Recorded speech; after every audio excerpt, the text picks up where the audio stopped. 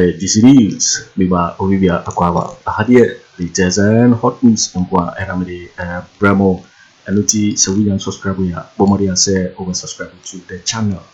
Yobayan say over click the subscribe button. Now a barely notification. We answer new video be upload. Also once a can be.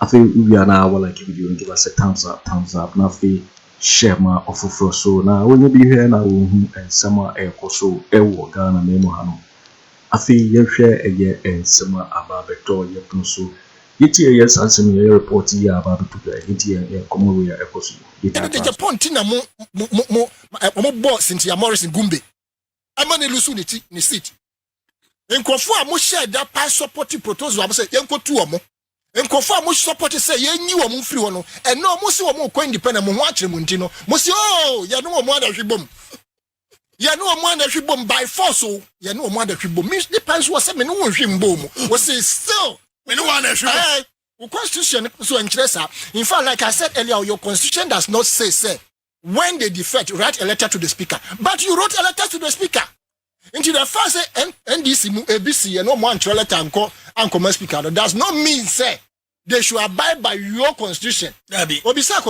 question be was say anya bia o constitution as speaker or the ruling that you are. Now you have say 1992 constitution the same thing into mo party constitution you drew inference from the 1992 constitution.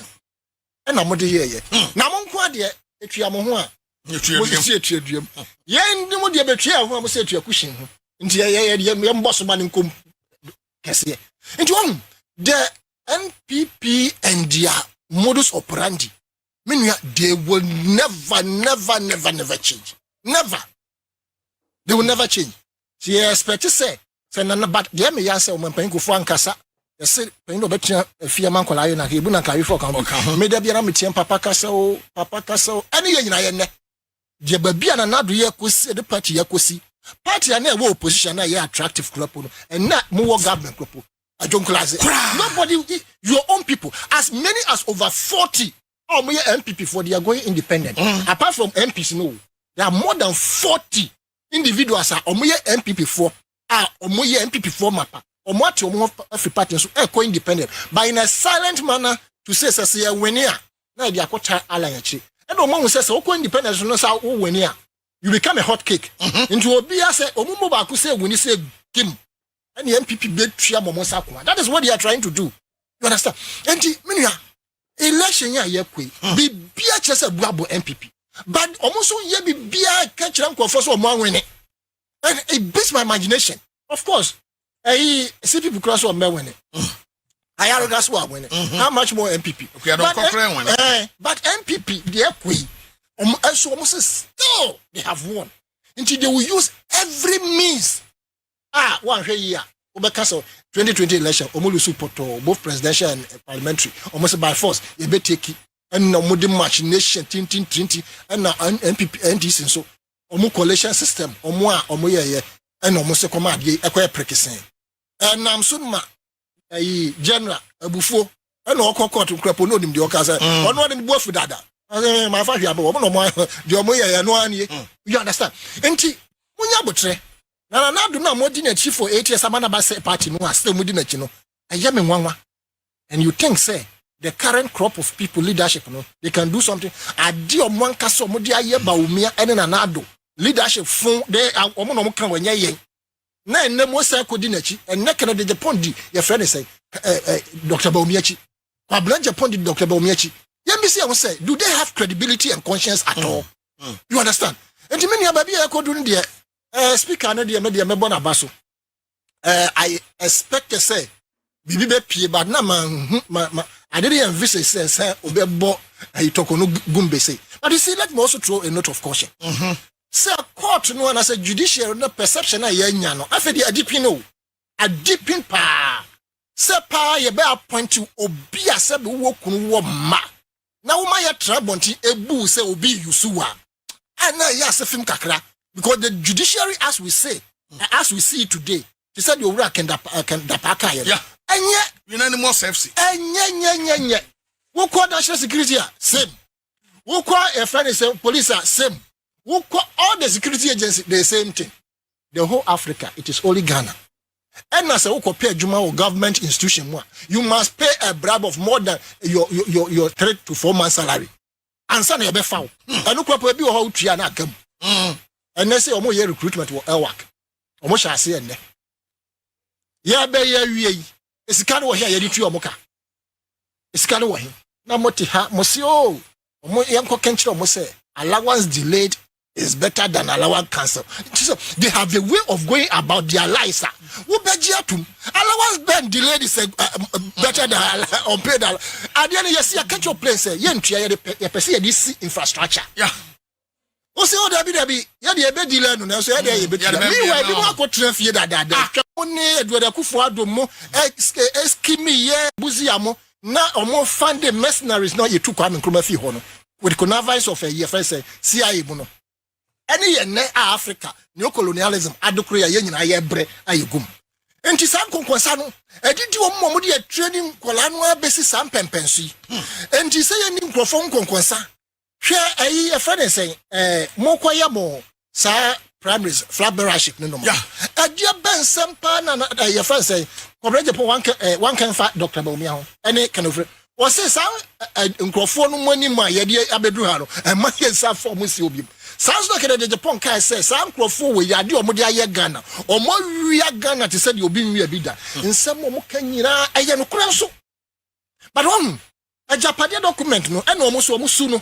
Ombe yusu no omo de omo aye omo de waye omo djuma a benefit no omo dampo. That is what they have been doing from day one. Nayi andam na futu ho MP. Yeah. About one term. Afenyo Markins. Gabby. About one term. Now oba ye no na obe free abamu no ya tuti ya no omo de say bibi kakra sia NPP for no omo ankasa be support omo krofo ya to ati yawo na yanda mo free aba no chiro ni book bi say ja ehia banti ma chiro book bi na krofo ntom ya kakra ntom o chiro book no owura Kojo Kyeremanteng no ko ready forward no na forward no e wo mu say who ye politics.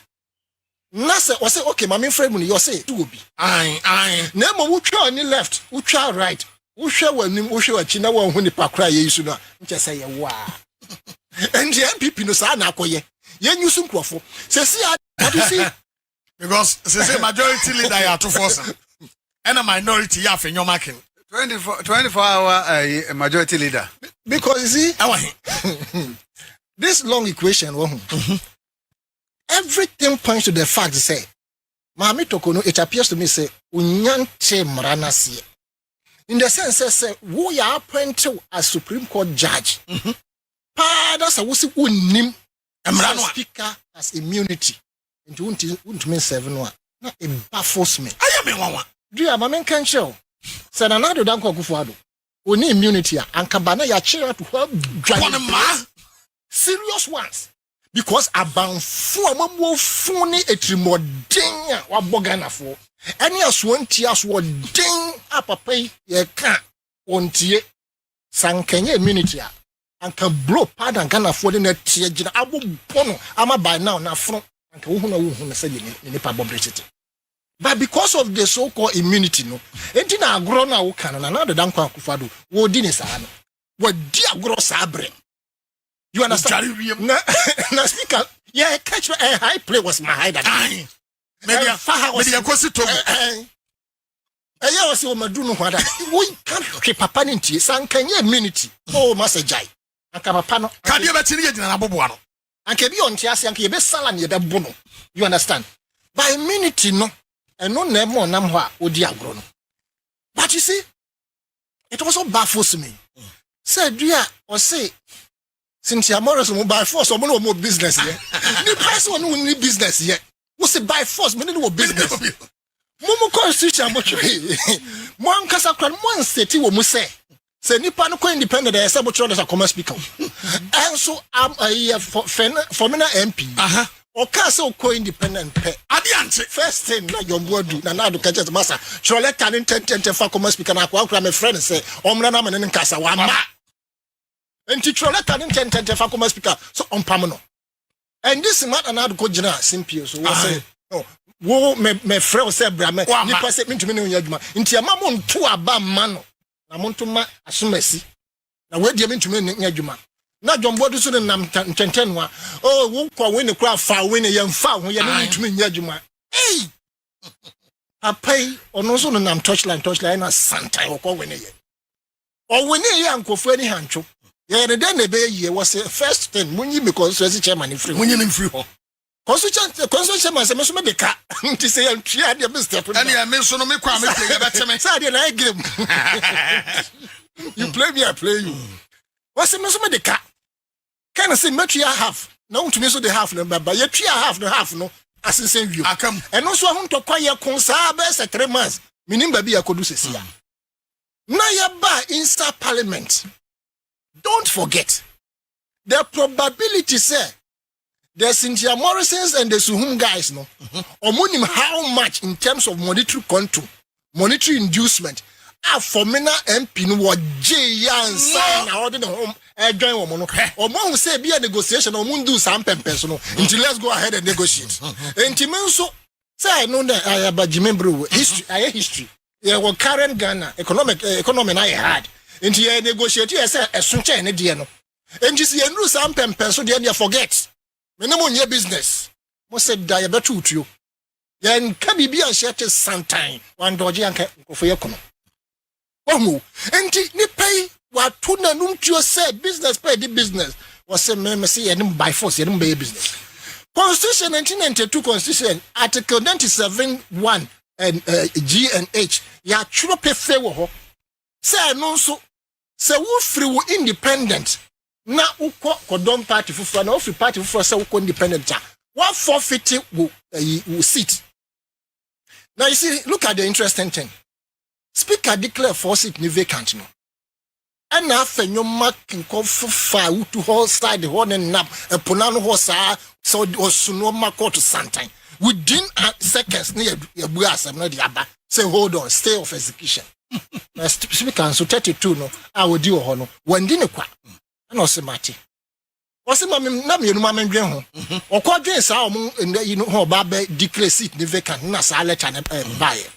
Now wouldn't the speaker here I be a woman wedding call. Speaker by na okasa no.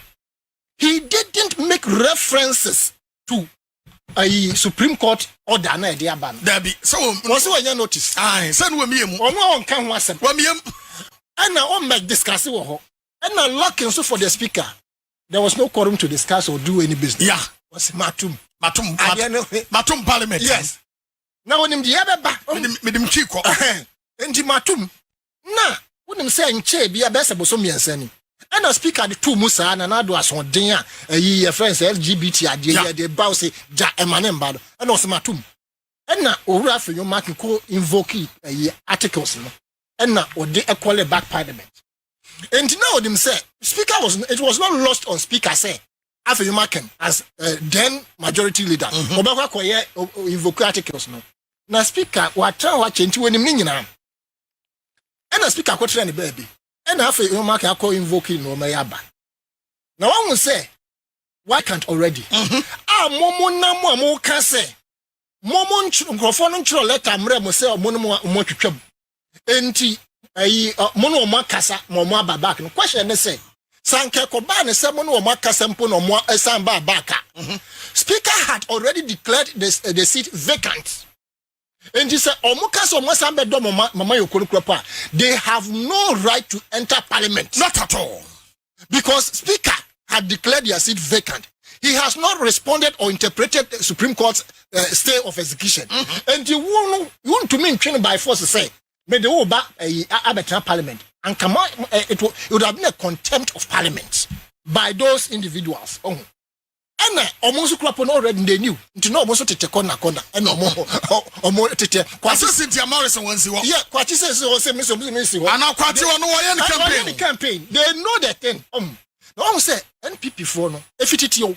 Tete almost some subanda ya some word train woman call answer bedu some pempens we ma duate ha e bia kan hweje bi da nkwa o chochola to kwatre Queen Elizabeth say madam Kwame Nkrumah has started his tricks again. He wants us to join him to agitate.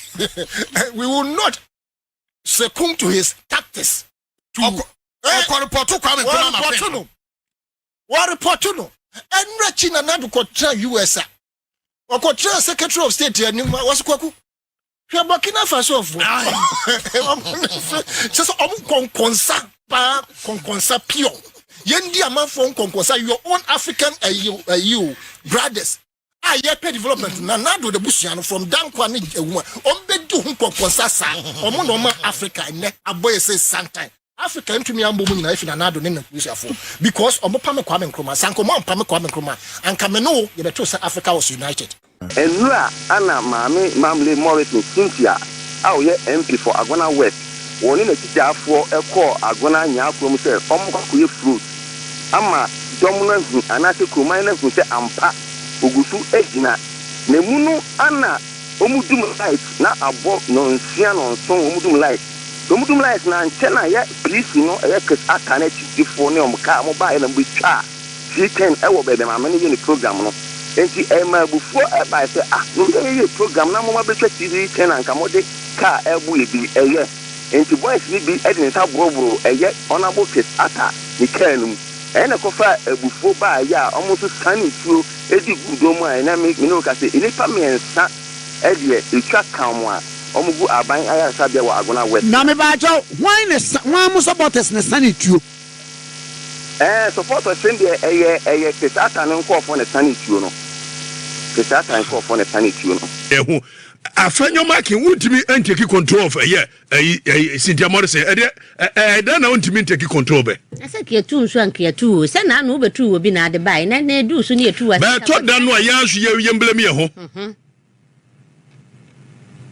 akwa system bia wo ye ni ade obitumi trankran no na decide de wonkodi afija Agona ne we amoase ni bipuafo ni se ye penise dia ene ye abom no ye mia ne ha embepa maka kire mo ye dan ye ni se ebeko bia o mia ne ha etuoba to ma de kese I'm telling you enye etuoba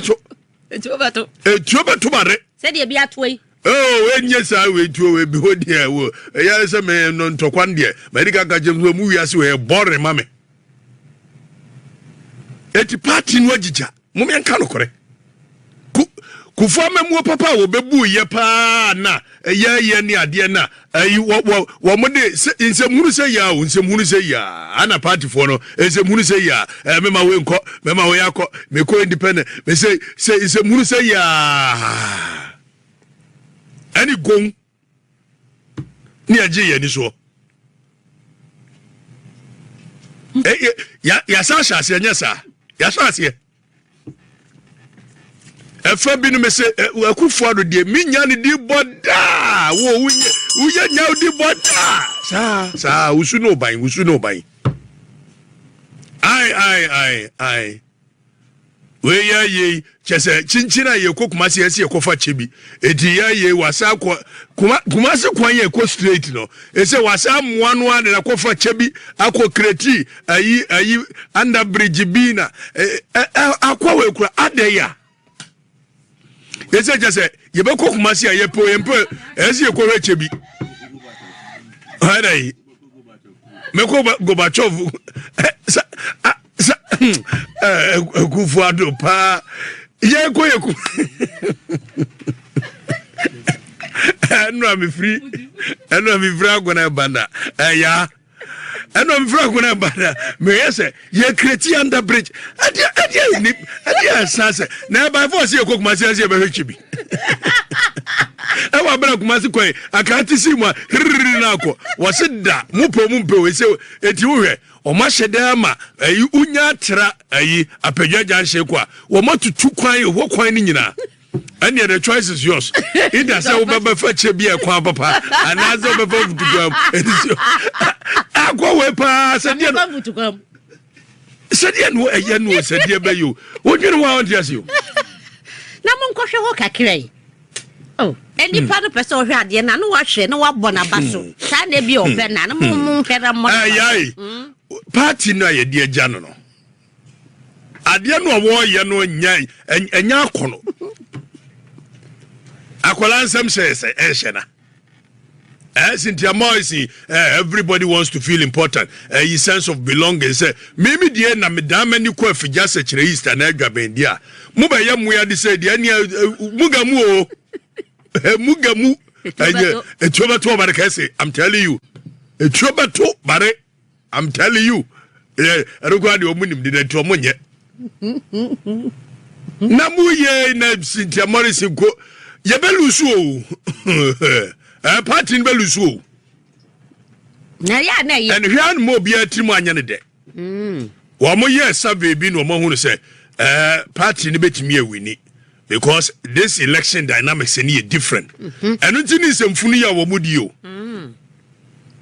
The entire dynamics ni different say first ni e beto about from 1992 no. Ye nya bo prayer ezongo communities ni nyina ya NDC dia.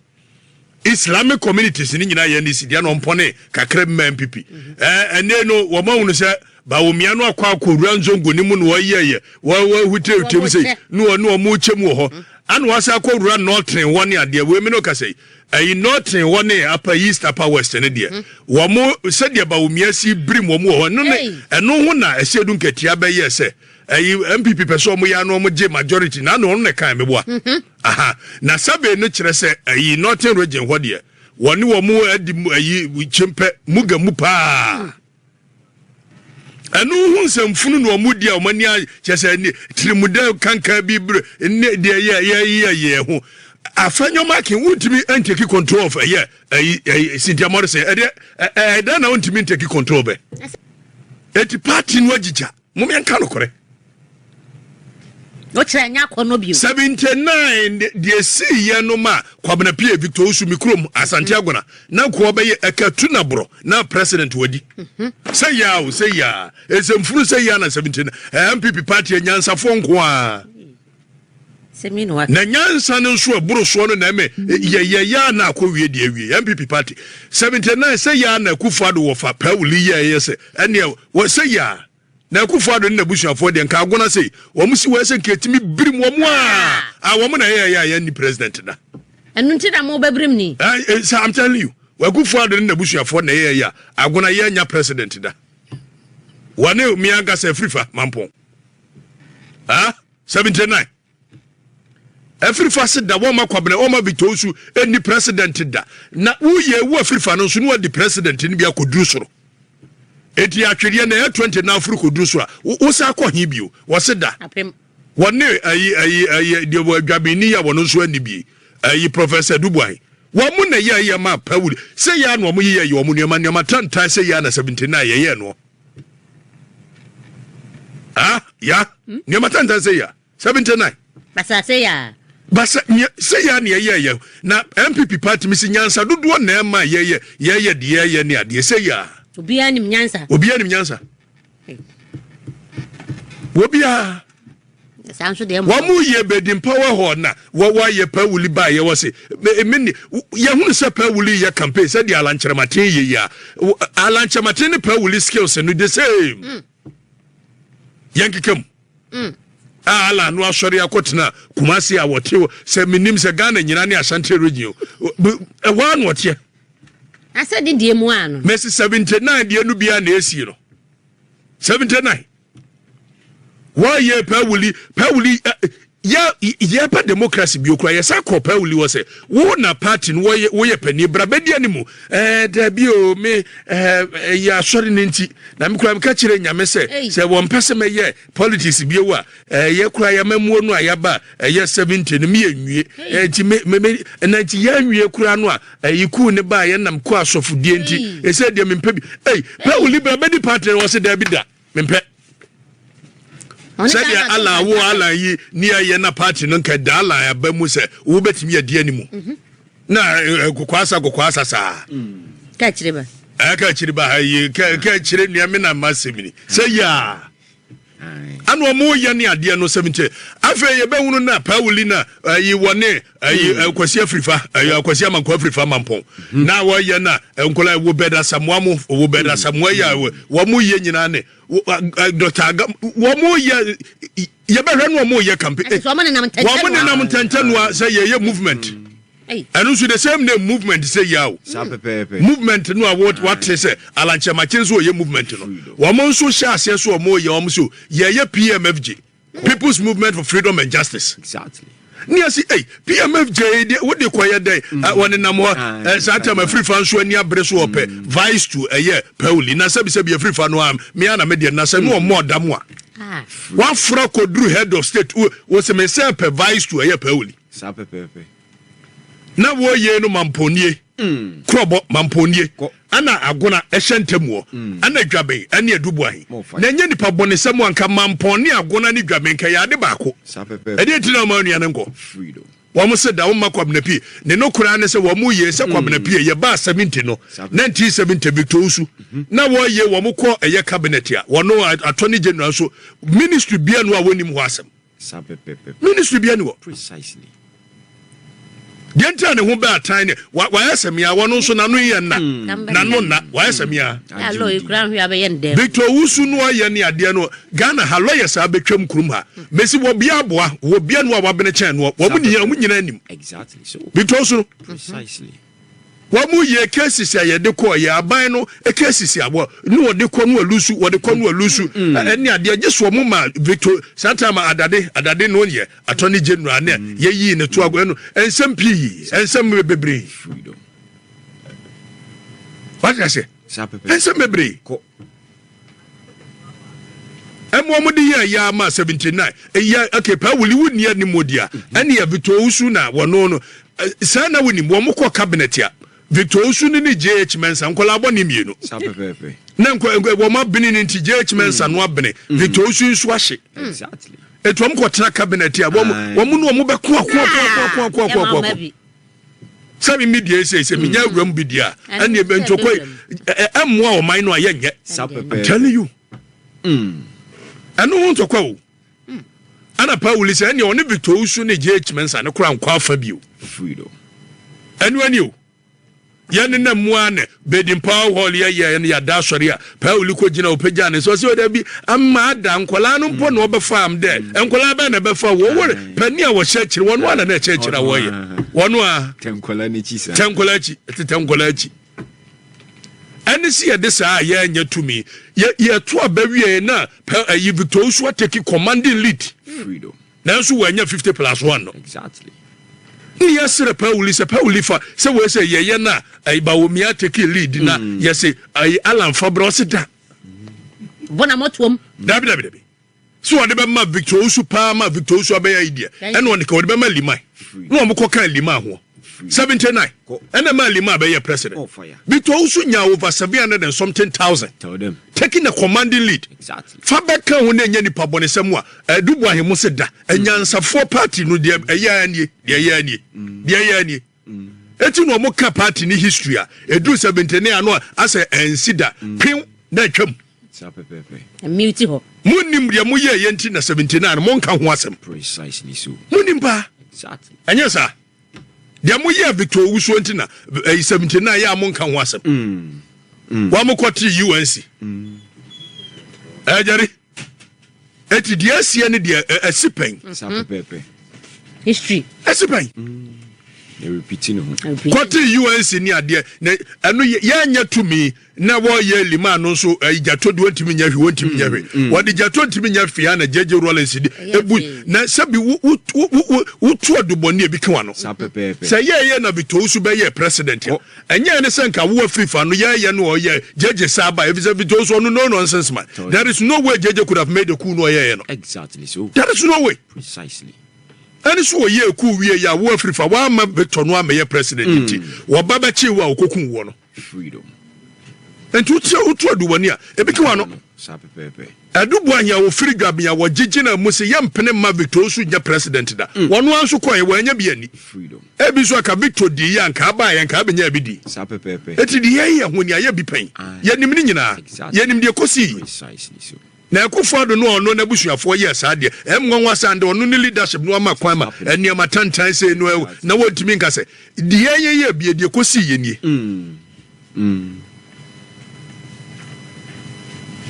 na we no a stand off a twenbo akodua ho Emrano, ye say your parliament, and ya No substance. No substance. The caliber of people cry you elected to parliament here. Look at them.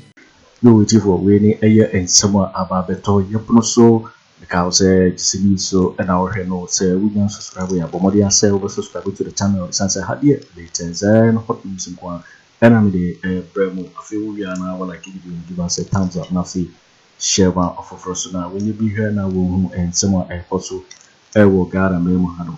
What's with me at share what Gyamfi here? Some way now I will comment boxing Mobility interview in my next video. Thanks for watching. Like and share the video. You can also drop your comment. Please don't forget to subscribe.